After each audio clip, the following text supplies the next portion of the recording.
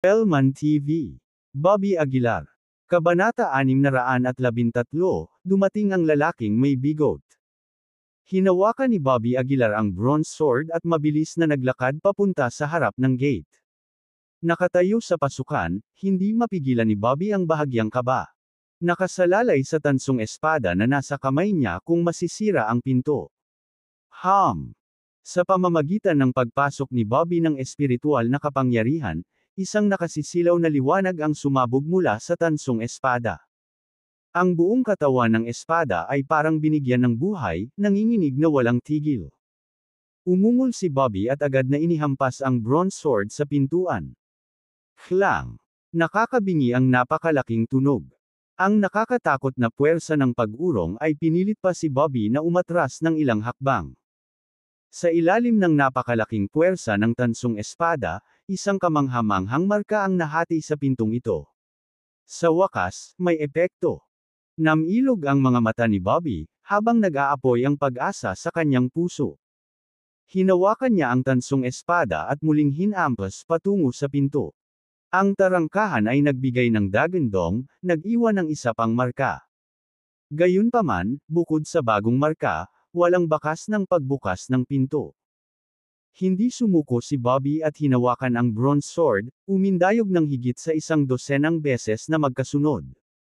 Ang bawat laslas ay maaaring masira ang ibabaw ng pinto ngunit hindi ito ganap na masira. Nagsimulang umitim ang kutis ni Bobby. Pwede bang, kahit umasa sa sandata na ito, hindi ko pa rin masira ang pinto, nakasimangot si Bobby. Umatras siya, naghahanda na gamitin ang 9/sword technique. Ito ay isang tunay na divine rank technique. Matagal na itong naiintindihan ni Bobby, ngunit hindi niya ito madalas gamitin. Sa lakas ko ngayon, 3 beses lang akong makakalas, naisip ni Bobby sa sarili. Ang bawat slashdown ng 9 slashes, ay nagpapataas ng lakas ng explosive. At ang ikasyam ay nagtataglay pa nga ng kapangyarihang makawasak sa lupa. Huminga ng malalim si Bobby at nagsimulang kumulo ang kanyang espiritual na kapangyarihan sa loob. 9 slashes, unang strike. Umungol si Bobby, pumailanglang ang katawan niya sa langit.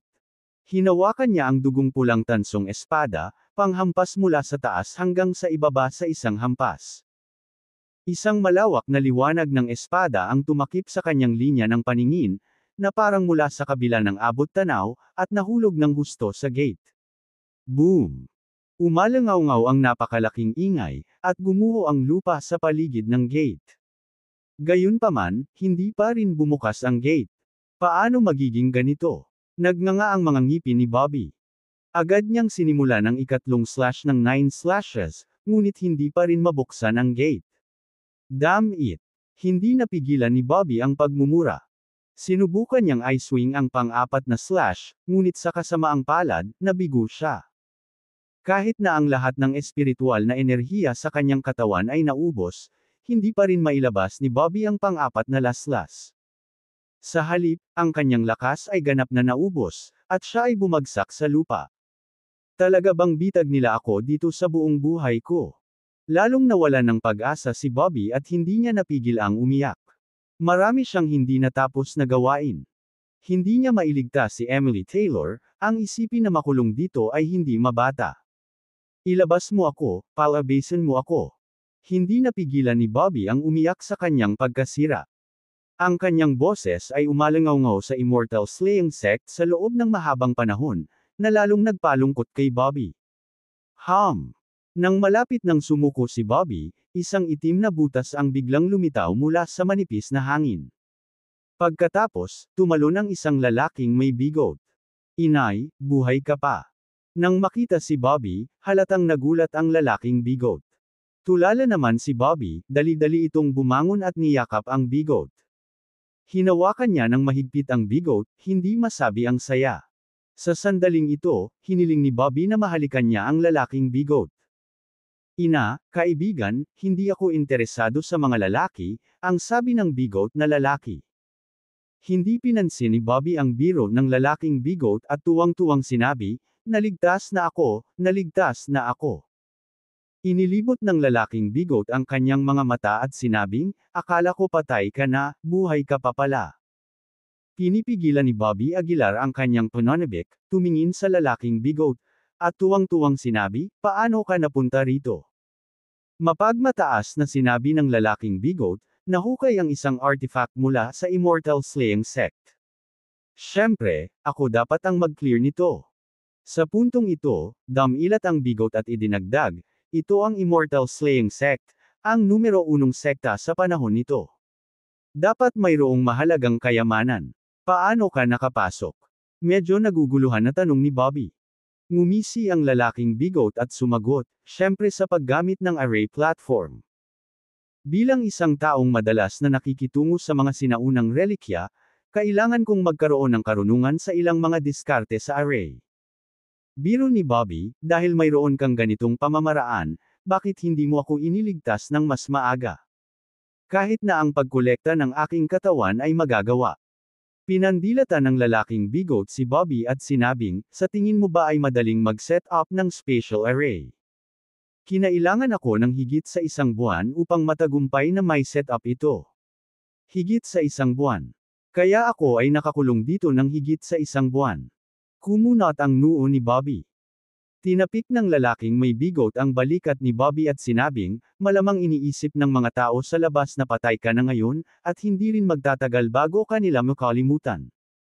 Nang marinig ito, sabik na sinabi ni Bobby, "Tara na." "Pumunta saan?" Ganting sagot ng lalaking bigot. Sinabi ni Bobby, "Umalis dito, malinaw naman. Pumunta ka sa impyerno. Nahirapan akong makapasok dito, paano ako makakaalis?" Ungol ng bigot. "Nagpunta ako dito para sa treasure hunting, hindi para iligtas ka." Napangiti ng mapait si Bobby, "Naghanap na ako, wala dito, natatakot akong umalis ka nang walang dala." "Hindi, hindi, hindi. Sa iyong mga mata, walang bagay dito. Ngunit sa aking paningin, lahat ay isang kayamanan," nakangiting sabi ng lalaking bigot. Biglang natauhan si Bobby. Siyempre, professional ang lalaking bigot, ang hindi mahanap ni Bobby ay hindi naman para sa kanya. "Ano ito?" Napansin ng lalaking bigot ang bronze sword sa kamay ni Bobby. Walang itinago si Bobby at sinabi sa kanya ang nangyari.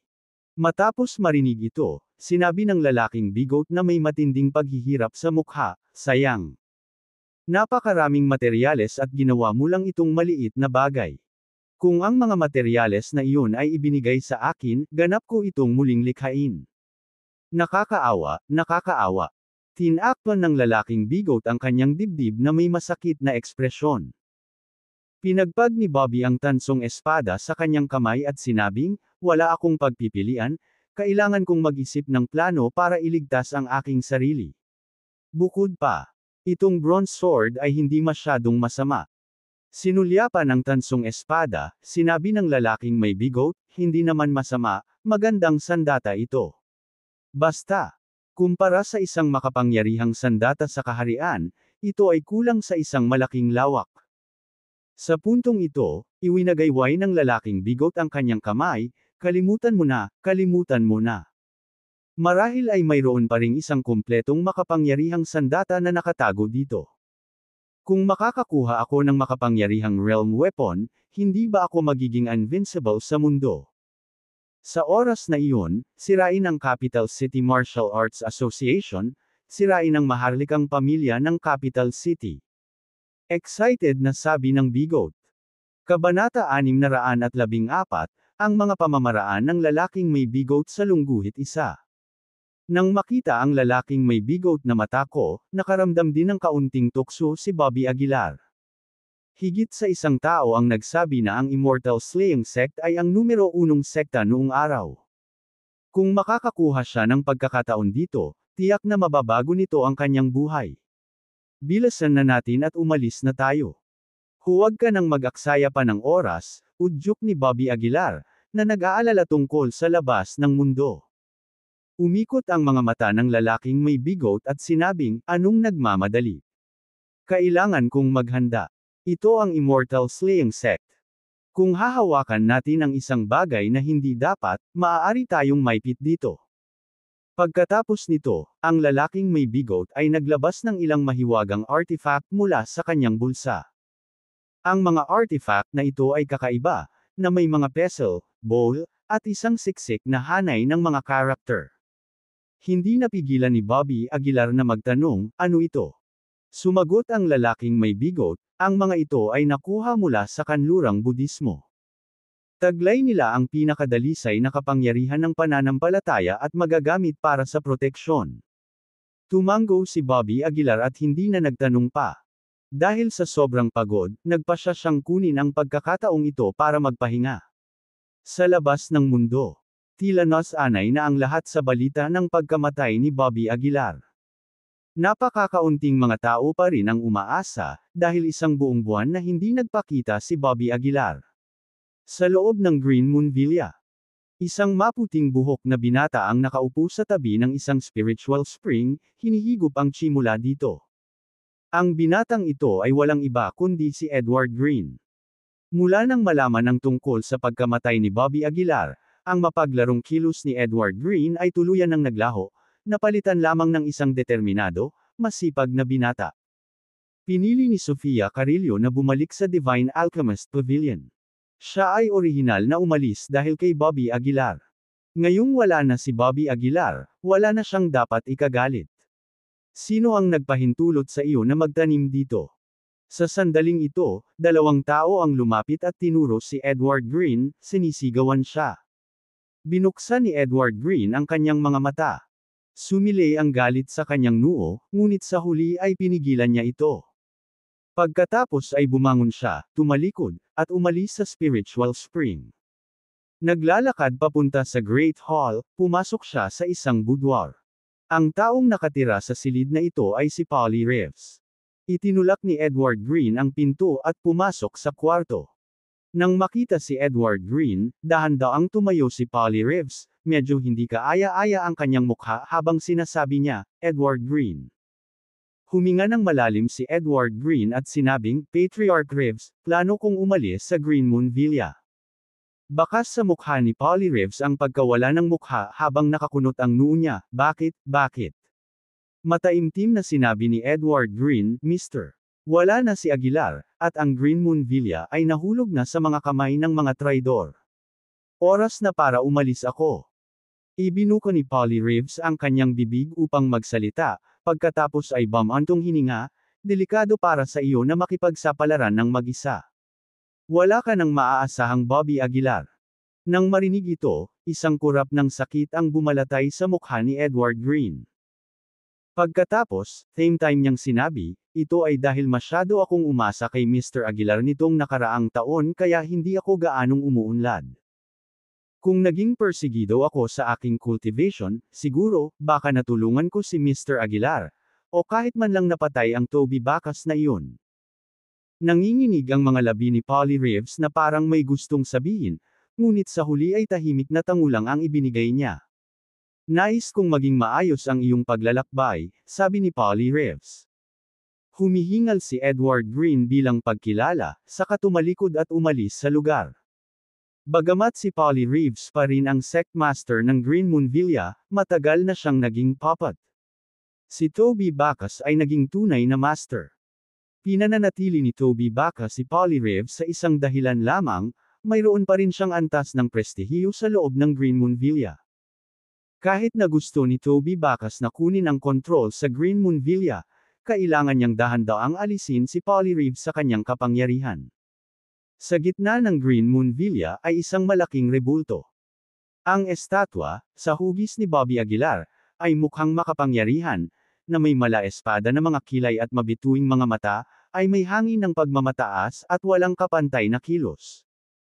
Tumangala si Toby Bacchus sa estatwa at minisyon, Bobby Aguilar, kilala kita, di mamatay sooner or later, pero hindi ko inasahan na magiging ganoon kabilis. Kapag ganap kong bawiin ang Great Saint Sect, mawawala ang rebulto mo.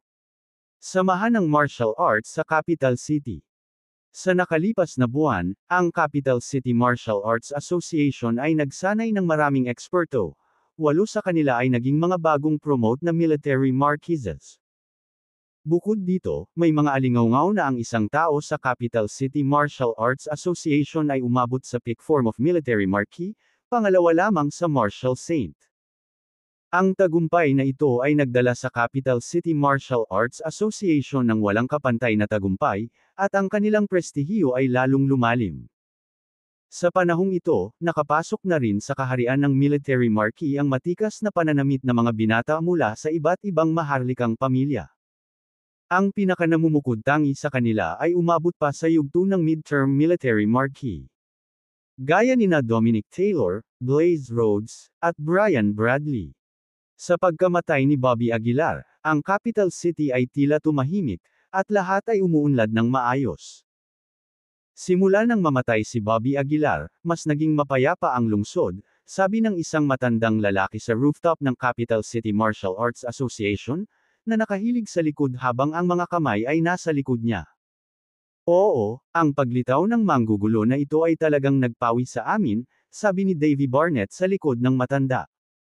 Sinulyapan ng matandang lalaki si Davy Barnett at sinabing, nauna na si Jackson Harris at pagkatapos ay si Bobby Aguilar, iniisip ko kung sino ang susunod. Ngumisi si Davy Barnett, kahit sino pa, dudurugin natin sila. At saka, ang lakas ng Capital City Martial Arts Association ay lalong lumakas ngayon, hindi pa banggitin ang susunod na Bobby Aguilar, kahit nabuhay pa si Bobby Aguilar, hindi na niya tayo guguluhin gaya ng dati. Nanatiling tahimik ang matanda, tumanggo lang. Divine Alchemist Pavilion. Si Jackson Harris ay gumawa ng isang pambihirang itsura sa Pavilion Master Building. Magkaharap na nakaupo ang dalawa, humihigop ng tsaa. Sa isang kisap mata, mahigit isang buwan na ang lumipas, sabi ni Jackson Harris na may bahagyang buntong hininga. Oo, tumanggo ang Pavilion Master. Napakabilis na lumipas ng oras, sa palagay ko lahat ng tao sa Capital City ay tiyak na masayang-masaya ngayon, patuloy ng Pavilion Master. Biglang huminto si Jackson Harris at nagtanong, Martha Evans, sa tingin mo ba ay patay na si Bobby Aguilar? Nang marinig ito, biglang tumigil ang kamay na may hawak ng tsaa sa Pavilion Master sa kalagitnaan. Ibinaba niya ang tsaa at tumawa, malamang alam nating dalawa ang sagot sa puso natin. Hindi napigilan ni Jackson Harris ang paghaplos sa kanyang balbas at pagtawa. Pagkaraan ng ilang sandali, sinabi ni Jackson Harris sa malalim na tono, ang Capital City Martial Arts Association ay labis na kinasusuklaman si Bobby Aguilar, at ang kanyang pagkawala ngayon ay isang magandang pagpipilian. Oo, sang-ayon ng Pavilion Master. Naabot na ng Capital City Martial Arts Association ang kanilang limitasyon pagdating sa pagpapaubaya sa kanya. Wala akong duda na ipapadala nila ang Martial Saint kung nagpatuloy si Bobby Aguilar sa kanyang landas. Oo, bamantong hininga si Jackson Harris. Ibinaba niya ang tasa sa kanyang kamay at sinabing, sana maunawaan ni Bobby Aguilar ang katotohanan at patuloy na magtago. By the way, nakita mo ba si Dwayne Taylor kamakailan? Biglang tanong ni Jackson Harris. Umiling ang Pavilion Master at sinabing, mula nang mabalitaan ang pagkamatay ni Bobby Aguilar, si Dwayne Taylor ay nawala na parang multo. Nagpadala ako ng mga tao para mag-imbestiga, ngunit wala silang nakita. Kinansela pa niya ang pagpaparehistro ng kanyang mga nakaraang kumpanya. Bahagyang kumunat ang mga kilay ni Jackson Harris na parang nag-aalala. Gayunpaman, ngumiti ang Pavilion Master at sinabing, Mr. Harris, huwag ka masyadong mag-isip. Si Dwayne Taylor ay mas malakas kaysa sa aming naisip. Nang marinig ito, tumanggo lang si Jackson Harris at hindi na nagtanong pa. Sa loob ng Immortal Slaying Sect, ang lalaking may bigot ay maingat na gumuhit ng ilang kakaibang simbolo sa isang pirasong papel. Matapos ang isang buong gabi, natapos din sa wakas ang bigot. Pinunasan niya ang pawi sa kanyang noo at tuwang-tuwa na napabulalas, maaari na tayong umalis. Kabanata 615, ang bangkay ng makapangyarihang Realm Cultivator sa Lungguhit 1. Gamit ang bigot, hinawakan ng lalaki ang isang mortar sa kanyang kamay at pagkatapos ay iniabot ang isang halo kay Bobby Aguilar. Kinaweyan niya ang kanyang kamay at sinabing, Tara na, pwede na tayong umalis. Hindi na nakapaghintay si Bobby, kaya sinundan niya ang lalaking may bigo't at humakbang pasulong. Makalipas ang ilang hakbang, naglabas ng makintab na gintong plato ang lalaking may bigo't. Ang plato na ito ay inukit din ng mga karakter na may makapal na pattern, mukhang kakaiba at mahiwagang. Nalilitong tanong ni Bobby, ano ito? Sa masayang ekspresyon, sinabi ng lalaking may bigo't, ito ay isang banal na artifact na espesyal na ginamit para sa archaeological exploration. Kung wala ito, hindi ako magkakaroon ng napakaraming kayamanan. Isang archaeological na banal na artifact. Napakamot ng ulo si Bobby. Saan mo ito nakuha? Buong pagmamalaking sinabi ng lalaking may bigo't, ako mismo ang gumawa nito. Pinangalanan ko itong Divine Plate. Ikaw mismo ang gumawa nito. Nagulat ito kay Bobby. Ang bigo't na lalaking ito ay talagang hindi kasing simple ng kanyang hitsura. Well, hindi na nagsasalita. Fair na at manatiling malapit sa akin, sabi ng lalaking may bigo't. Alam ni Bobby na eksperto ang lalaking ito sa larangang ito at hindi na naglakas loob na magtanong pa, kaya sumunod siya sa likuran niya. Hinawakan ng lalaking may bigo't ang mortar sa isang kamay at ang divine plate sa kabilang kamay. Napakabagal ng kanyang lakad, nakatingin sa divine plate sa kanyang kamay sa bawat hakbang. Ang makapal na nakaukit na mga karakter sa divine plate ay tila kumakatawan sa iba't ibang direksyon. Pagkatapos maglakad ng ilang daang hakbang, isa sa mga karakter sa Divine Plate ang biglang kumislap ng maliwanag na liwanag. Talagang may kayamanan dito. Biglang nagningning ang mga mata ng lalaking bigo't. Tumingin siya sa direksyon na ipinahiwatig ng Divine Plate at kinaladkad si Bobby habang nagmamadaling pasulong. Lalong lumiwanag ang liwanag sa karakter, at nang marating nila ang isang stone tablet, tumigil ang lalaking may bigo't. Ayon sa direksyon na nakasaad sa Divine Plate, narito mismo, seryosong sabi ng lalaking may bigo't. Napasulyap si Bobby at nalaman niyang bukod sa stone tablet, wala sa paligid.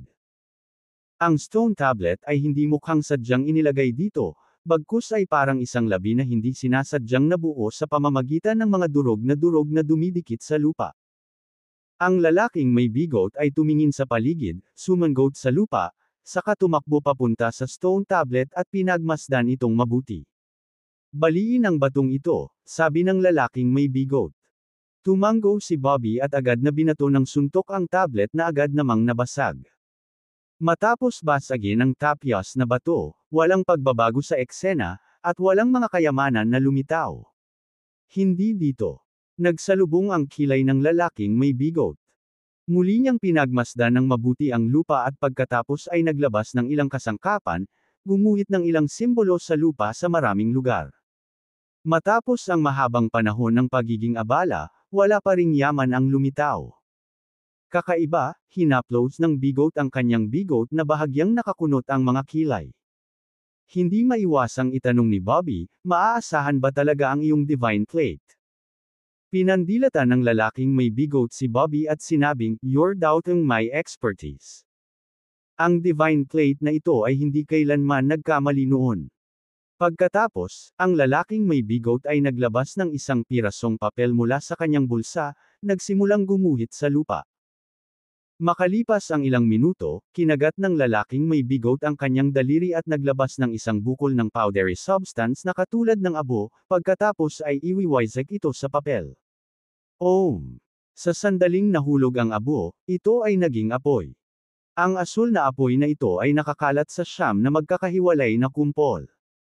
Tinitigan ng lalaking may bigo't ang ilang apoy, at pagkaraan ng ilang segundo, biglang nagbago ang mukha. Darn it! Namutla ang mukha ng lalaking may bigo't, at sa sumunod na segundo, diretso siyang nagtago sa likod ni Bobby. Anong mali? Naguguluhang tanong ni Bobby.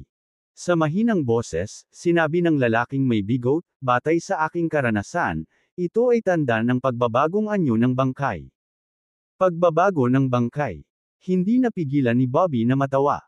Ngayon nagsisimula na akong magduda sa iyong mga kakayahan, sabi ni Bobby na walang magawang iling ang kanyang ulo. Gayunpaman, bago pa man siya makapagsalita, biglang nakaramdam ng lamig si Bobby mula sa likuran. Paglingon niya, nakita niya ang isang walang ulong matipunong lalaki na sumuntok sa kanya. Boom! Grabe ang lakas ng suntok, at maging si Bobby ay natangay at duguan ng ilong. Bumangon si Bobby mula sa lupa, tumingin sa walang ulo na matipunong lalaki sa harapan niya, at napabulala sa gulat, ano ba itong bagay na ito? Umikot ang mga mata ng lalaking may bigot at sinabing, sabi ko, ito ang eksena ng pagbabagong anyo ng bangkay. Huwag kalimutan kung nasaan tayo. Ito ang Immortal Slaying Sect. Ang mga miyembro ng Immortal Slaying Sect ay pawang mga makapangyarihang magsasaka ng lupain, at kahit na sila ay mamatay, ang kanilang mga katawan ay maaaring tirahan ng mga buhay na nilalang. Sa pagtingin sa walang ulo na matipunong lalaki sa harapan, maingat na sinabi ni Bobby, kaya ang katawan ng taong ito ay malamang na ang katawan ng isang makapangyarihang magsasaka ng lupain. Tama iyan. Bahagyang tumango ang lalaking may bigot. Ang pamamaraan na ginamit ko lang ay para sa pagpapatawag ng mga kayamanan, ngunit maaari rin itong magpatawag ng mga ganoong bagay. Seryosong sabi ng lalaking may bigot. Nagsalubong ang kilay ni Bobby. Ang katawan ng isang makapangyarihang realm cultivator. Gaano kalakas iyon? Ano ang dapat nating gawin ngayon? Nag-aalalang tanong ni Bobby habang umaatres. Iginala ng lalaking may bigot ang kanyang mga mata at sinabing, ano pa ang magagawa natin? Siyempre, ikaw na ang bahala ngayon. Hindi pinangangasiwaan ng guro ang mga usaping ito ng pakikipag-away. Bago pa man makapagsalita si Bobby, sinugod siya ng walang ulong matipunong lalaki. Bagamat ang kanyang bilis ay napakabilis, ang kanyang katawan ay mas napakalakas, halos basagin ang void. Hindi naglakas loob si Bobby na maliitin siya, at nagmamadaling inactivate ang saintly body skill para protektahan ang sarili, pagkatapos ay sumuntok. Boom! Isang alon ng hangin ang biglang sumabog sa pagitan nilang dalawa. Ang alon ng hangin na ito ay direktang nagpalipad sa lalaking may bigot, at ang epekto kay Bobby ay mas matindi. Ang kanyang buong katawan ay lumipad pabalik ng halos 100 metro, habang ang kanyang mga buto ng kamay ay balik. Ang lakas ng katawan. Nagbago ang mukha ni Bobby. Hindi nakakagulat na ito ay isang makapangyarihang realm cultivator na katawan, kahit na pagkatapos ng maraming taon, ito ay napakalakas pa rin. Kilala si Bobby na may pinakamalakas na pangangatawan, ang magulong katawan. Kung ang ibang marquis ay tamaan ng suntok na ito, malamang na madudurog ang kanilang mga katawan. Kaibigan, nasa iyo na ang lahat. Naniniwala sa iyo ang guro, masayang sabi ng lalaking may bigot habang umaatres ng ilang daang metro ang layo. Hindi naglakas loob si Bobby na maliitin siya, maingat na pinagmamasdan ng walang ulong matipunong lalaki sa kanyang harapan. Inayos niya ang kanyang hininga sa kanyang pinakamahusay na estado, at ang kanyang mga kamay na bakal ay kumikinang ng gintong liwanag. Ang isang katawan na walang kaluluwa ay maaari lamang lumaban gamit ang katawan, naisip ni Bobby na tahimik. Kaya, may pagkakataon pa akong manalo. Nang matapos siyang magsalita, bumulong si Bobby ng mga incantation sa kanyang bibig, at isang gintong liwanag ang namuo sa kanyang kamao. Sa pagkakataong iyon, ang walang ulong matipunong lalaki ay sumugod na kay Bobby. Bagaman nawala ang kanyang kaluluwa, ang kanyang bilis ay napakabilis pa rin sa kanyang katawan. Halika, tingnan ko kung gaano kalakas ang katawan ng isang makapangyarihang realm cultivator. Galit na sigaw ni Bobby tapos inatake ng dalawang kamao. Isang nakasisilaw na gintong liwanag ang agad na sumugod patungo sa walang ulo na matipunong lalaki.